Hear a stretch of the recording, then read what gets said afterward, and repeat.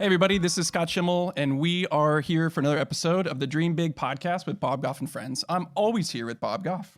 And I'm always here with you, Scott. Yeah. How cool is Lo this? and behold. How cool is this? Hey, you guys, hope you're having a great week and looking forward to having another conversation. We have a great conversation. I was stoked to listen in with you and Kirsten Powers. If you don't know Kirsten, she's on CNN. You do know her. She's on TV all the time. Actually, you recognize her, but you don't know her. There you go. Great so she's a very recognizable face, Yep. sitting opposite Anderson Cooper and the others. But to get to know her, dial into this and listen. She has, like all of us, there are a couple different gears that we have. There's the way that everybody knows of us, and then there's the person that we are. And Kirsten, a fierce debater, capable, intelligent, go for it, so wise, and so tender-hearted. And I hope you'll just get to delight in getting to know who she is, because she has been such an influential person in my life and so many other lives, not because of what she knows, and that has tremendous depth, but because of who she is, the character of her person. That really struck me, and I want you to listen in as you listen to this conversation. She has such a healthy inner life, and as she is in this intersection of politics and culture, that she has that healthy inner life, it means a lot. And so for those of you who want to make an impact in politics and culture, in whatever culture you find yourself in, listen into how she has dedicated herself to things like therapy and understand the Enneagram and prayer and meditation. Like, she's going deep so that she has the capacity to make the kind of impact that she wants to make. Hi, Kirsten. Thank you so much for jumping on the phone with us. And it's just so good. I'm so looking glad at your to. face here. It's so good. For the people that haven't encountered Kirsten before, she is so many different things. You'll see her on CNN every night, but she is a woman that has inspired me in so many different ways, not only with your authenticity, but you just link wisdom and authenticity and kindness together. And I think some people that have experienced you just by watching you in the evenings on the television haven't experienced that. Can you tell the people that haven't bumped into you a little bit about who you are and how you spend your time? And then we're going to talk about the stuff that matters a lot more. Yeah, of course. Well, I just want to say you're such an inspiration to me. You are just like a big love bomb walking around, and I just love watching you like blow up all over people. It's just so fun, and you're such a good heart and such a joy. I just love you so much. Oh, thank you. And who am I? Well, my main gig is I'm a political analyst at CNN. I also write a column for USA Today, and I focus mostly in my writing on politics and faith and culture. But on CNN, I focus almost exclusively on politics. And so it's very analytical. So you're right. I don't think people see much other of me than my analytical side, which is to try to look at what's happening in the world and give my best analysis for people, if that makes sense. Yeah, one of the things that we all deal with, whether you're listening to this podcast and you're stuck in traffic, you're just trying to make sense of the world around you and your circumstances. And so that's one thing that I've appreciated so much for you in your day job, is that you just try to be an honest broker of information. And so some people will identify with that and others will disagree with you. What I'm finding out when you connect faith, and many of the people that listen, faith is an important component of their life, that will be constantly misunderstood. I am constantly.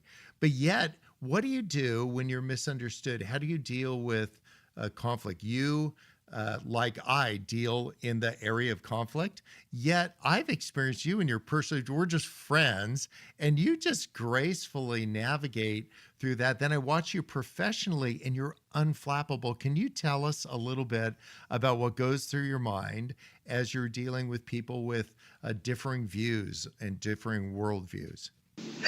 Well, I try to keep it analytical. Like I said, I try to make it not personal. And because the truth is, even with the people that I'm really disagreeing with a lot of times, I'm friendly with them. It's not, it can seem not that way on the air necessarily, but it's not, I don't want to dehumanize other people who have a different opinion than me. So I'm trying my best to not misrepresent their argument, which happens a lot. People sort of argue with straw men. They just to win an argument, and I try to really listen and hear what they're saying. And then if I disagree with it, to, in the most civil manner, say why I disagree. I'm not always successful. Like, I'm not always as good as I would like to be. I have my moments where I get frustrated, or maybe I say something I shouldn't say, but I overall am just looking at it as an analytical exercise. Because I think all of us are trying to navigate that, whether you have a spouse or you have children or you have friends and there's a disagreement. We're trying to figure out a way, how do we navigate that? What are some of the things that you have on a loop in your mind? One of the things for me I use is to just constantly say to myself, there's more to the story. Like, there's more going on here than you would think. And sometimes what we'll think is that we've got the whole story when we've really got just a piece of this thing. Something went really wrong in a relationship with somebody that they love a lot, and then they walk into my conversation, and there's just more there, and that helps me be empathetic. What are the kinds of loops that you use to keep yourself focused, to continue to be authentic and generous and empathetic, even in the midst of heated conflict sometimes? Well, first I'll say that it can be a constant struggle, right? I mean, it is something that I have to be very conscious of. And I think that I haven't even had a chance to tell you this yet, but I'm about to sign a book deal to write a book about bringing grace into our toxic culture. Oh, get out of town. So I have thought a lot about what you're asking me about. And so it's because, and what was interesting is when I was working on the book proposal, it grew out of a column I had written for USA Today about basically saying, like, I had realized kind of in the Trump era that I had started feeding into this a little bit, to this toxic culture. I'd gotten very agitated. And that I realized I needed to take a step back, and I wasn't really acting in a way that was consistent with my faith. So that the book grew out of that. But I had a very hard time writing the proposal because I kept saying, well, I don't want to be graceful. I'm mad. and so that's when my agent was like, no, but this is why you need to write the book. Because that's how everybody feels, right? It's not just, it comes so easy. It's not just, oh, I'll decide to be graceful and it will come. So I'm only in the beginning stages because I haven't written the book yet. But what I did kind of realize is I cut back on social media, for one thing, because I think that really does feed into this binary good, bad kind of see the worst of people. And I spent a lot of time thinking about the kind of things you're talking about, that this is one moment with this person. This is not people are not the sum total of their worst beliefs or worst things that they said. Really thinking about what I believe, what I believe about, that I'm not better than other people, that it's not for me to judge other people. I can have beliefs and I can believe them strongly, but I shouldn't be sitting in judgment, and I shouldn't be like raining judgment down on people. Right. So I think that I have, I'm in that process of trying to understand, how do you really integrate that in a way where you're consistently acting out of a position of grace, but also standing up for things. Because I think that's where people get confused. They think it means being a doormat or not standing up for justice. Like, that's not what it means. But it is a very hard road to navigate, and we don't have a lot of people guiding us that way. Yeah, and sometimes it's not listening for the loudest voice, but the truest voice. And somehow kindness can ring true. It doesn't feel like it's the big cheat code that everybody's looking for to crack every conversation, turn them your way, but to just say the difference between being right, in quotes, and being kind. And sometimes being right robs us from being kind. And I think you can be both. I don't think it's binary. I think you can be really kind. You can know why you believe what you believe. And then you can just say, I'm just going to be kind, even if the other person's flat wrong. So funny. The shirt I'm wearing says, In a world where you can be anything, be kind. Oh, nice. Bingo. Yeah, I do think that that's something that I try to do. I know some strategies for me. In the first book I wrote a long time ago, I was talking about being palms up in a deposition, and I'm making people be palms up. And the underlying premises is the position of your body and the position of your heart are linked. I'm not smart enough to know why. I just know it's true. If you're listening and driving, keep your hands on the steering wheel. If you're not, or if you are, I'll visit you in the hospital if you try this. But to just be palms up with somebody. So if you are having a conversation, I still use this. Even this week, there was somebody that was difficult for me to connect with, and they were more than edgy. They were actually kind of like trying to get in my grill on something, and I just had my palms up, and it was so helpful. I didn't try to make them feel small. I didn't try to make me feel small. I just tried to receive what they had to say.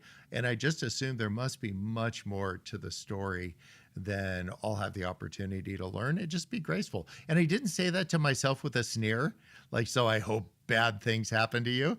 I just think, wow, if that was how you approached everyone, from the baker to the person you ordered the sandwich from, I don't know what they'll put in between the bread, but it's probably not lettuce if you're that mean to them. So being palms up has been helpful. What are some strategies you've used when you've tried to navigate and find those kind of better angels? Yeah, I mean, for one thing, I've been meditating for years, but I've gotten more serious about it. And I obviously pray a lot, but putting myself in that headspace before I go into a situation that I know might be contentious, right? Really taking a moment to just connect and just say, like, I need to be graceful in this situation, and remember that this is a person, with a story and a whole life. And I think also just learning about, I interviewed, our friend Miles Adcox, who runs Onsite. I actually also have a podcast coming out in January, which called How to Do You, which we can talk about. But I interviewed Miles for it. And one of the things I asked him, it was really interesting. I asked him about unsafe people.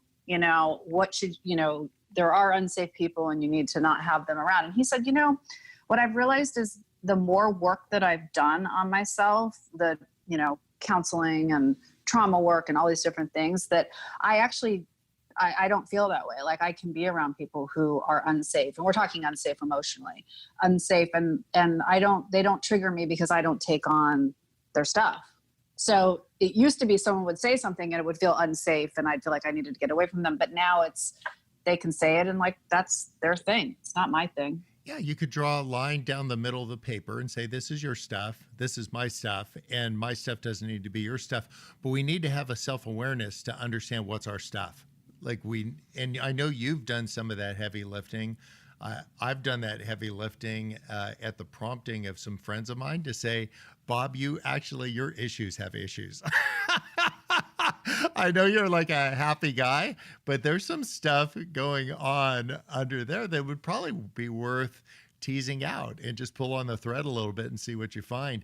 And when I pulled on the thread, I found me, and I found actually these dark Bob, these things that are where most people know me as the balloon guy, that there's some hurts and some wounds and some insecurities that I have identified. They go wow, I need to understand who's doing the talking. And if you can understand that, then you've figured out the stuff on your side of the lined paper.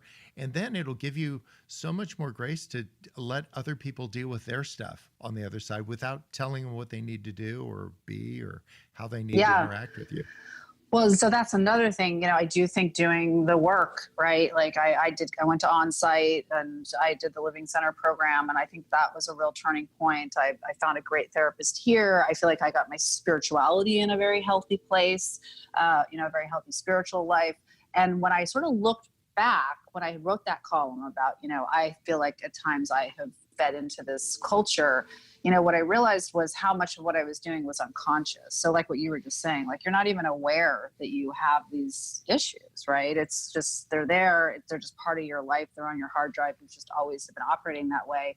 And I was able to kind of dress mine up as being righteous.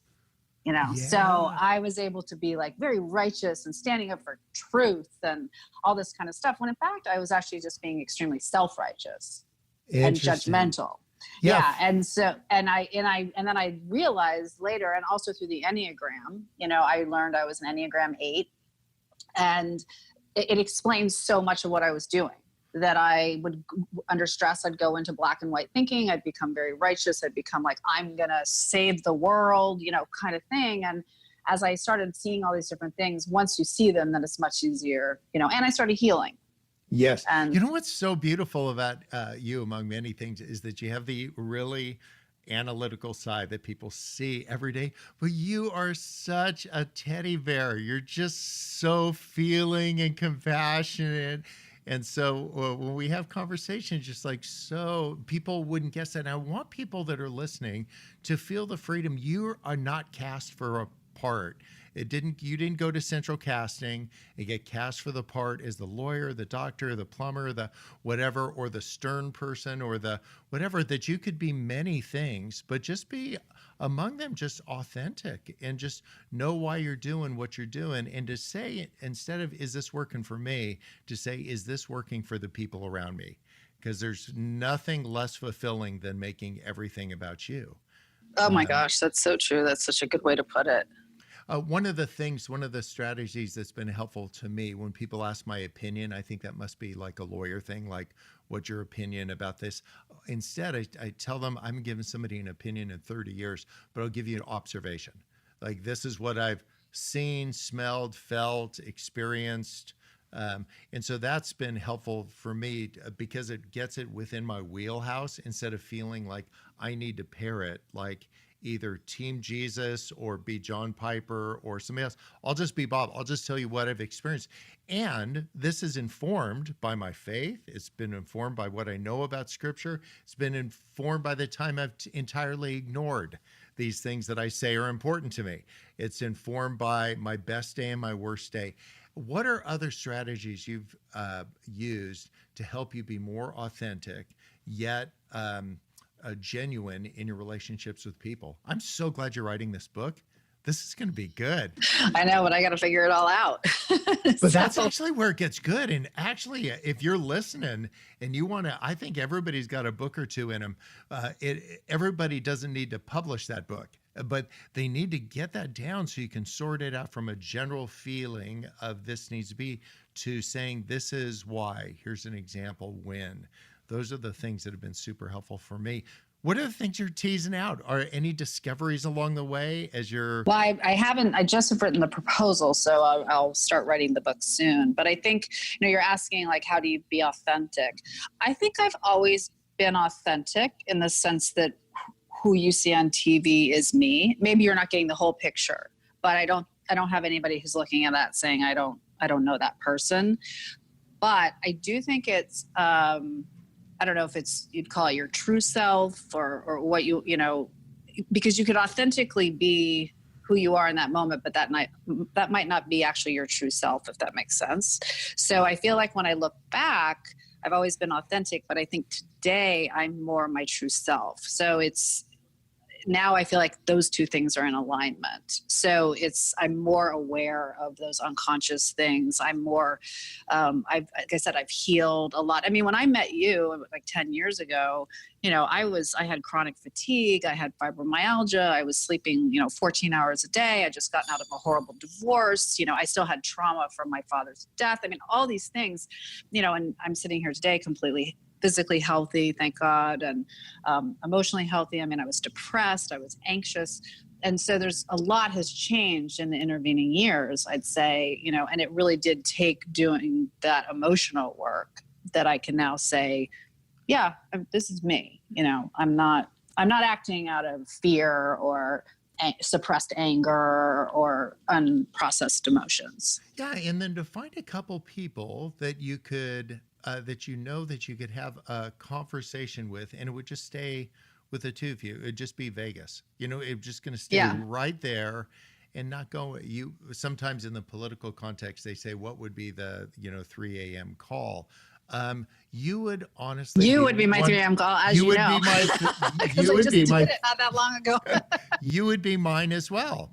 But to just say, like, that would be a great indicator to say, if you're driving, if you're, just vegging out and you should be studying right now, to say, who would be somebody who'd be my 3 a.m. call? Because you would be one of mine. And there's only a small handful of people that I could just say, you would accept me, you would receive that. You wouldn't tell me what to do. You would remind me of who I am. And I think those are the hallmarks of people that we can do life with, and it'll give you enough empowerment to deal with people that are a little bit more difficult. They're difficult to talk to at 3 p.m. Yeah, exactly. Yeah, well, so it was 3 a.m. for me. I was in Italy and I called you. It was a couple months ago. And, you just totally said exactly what I needed to hear. And I do think that is, it's good to have those people. And I feel lucky that I do have those kinds of people in my life. And honestly, a lot of the people that I would count, are people I met through you and Don Miller, at the lodge. And then from that, that sort of extended lodge family. So I think that the other thing I think that has changed in my life is because I had a very, I had a somewhat difficult childhood. And so I think I had also attracted a lot of unhealthy people into my life. And so I'd say another thing, as I did that healing, I now feel like I don't have anybody in my life who is unhealthy. Now I have people who have problems, right? But that's different. I'm one of them. But I don't have any toxic people, if that makes sense. And that makes a real difference. I have a lot of people that I feel very safe with and that I trust and I know have my back. And Brene Brown says you should have 5 people who, and I do this actually, because I'm opining, I'm saying things, people get mad. And so sometimes you have to say, did I cross the line? Did I do something wrong? But you can't give everybody a vote. So she says, you have your 5 people, you go to your 5 people. If they say you didn't do anything wrong, and you've given them, you've told them you want to be accountable to them, then you should feel okay with it. And if they tell you to do something wrong, then you can correct. And so I use that as a tool to have people who know. I tell people, and I always tell people, if I ever start getting, thinking I'm something that I'm not, or becoming like delusional, as so many people who are public people do, say something, do something. Like, you are 100% deputized to intervene. Yeah, isn't that great? And let's say there's somebody listening that feels totally isolated. You're listening to a conversation among a couple friends, and you go like, man, I wish I had a friend like Kirsten, or I wish I had, what is say, I'm not just blowing sunshine at you as you're listening, but to say there's actually somebody that's hoping to have a friend like you. But somehow we need to navigate towards each other. We need to be intentional enough that when the opportunity comes, you say, let's have not the hi, what do you do for a living, but more of a conversation like this. Like, who are you? What are you learning? And to make it a reciprocal thing, that we're both like teacher and student. I'm really glad that you said that, because I used to be that person. I used to be the person who would listen to this podcast and think, why don't I have that? So I just wanted to say to people who are listening, like, I used to be that person and I have it. And so, and like I said, because of what I just said, I had people in my life who I just weren't healthy relationships, and I was able to change that. And I was able to, now I have amazing friends, and I have community, and I have all these things. So I'm really glad that you pointed that out, because I think that sometimes that really can be discouraging to people who feel isolated. Yeah, and we're just a moment or two away from breaking through to that kind of authentic relationship. And so let people know in advance. Send them a text message and say, could we just have 3 minutes of authenticity? And it just recasts. This is coffee, but it's actually coffee with a purpose. It's actually, and then say, and now I'd like to hear from you. We're not like looking for your biggest secret, but to just say, man, this is a place where we can be real. That's the nature of our relationship. Well, Kirsten, thank you. I love you. Thank you. I love you. You're going to be continuing to make differences in our life. Before we wrap up, will you tell us the name of the books that you have out already and then the podcast that's coming? Because I want to dial into this, and I'm going to be all over that new one when you get it out the door. The book doesn't have a title yet. The working title is Grace-ish. Because nice. Because the idea is I kept saying, like, I'm not Mother Teresa, but I could probably stand to be a little more graceful. So I was like, I'll be Grace-ish. That's great. And then the podcast is How to Do You, and the trailer will be up in January. Okay. Well, blessings on you, friend. I love you, and continue to speak truth to us. I love you too. Okay. Bye-bye. Okay, so one of the things I loved, Bob, about what she said, and you noticed this because it was on videos you were looking at her, that her shirt says, "In a world where you can be anything, be kind."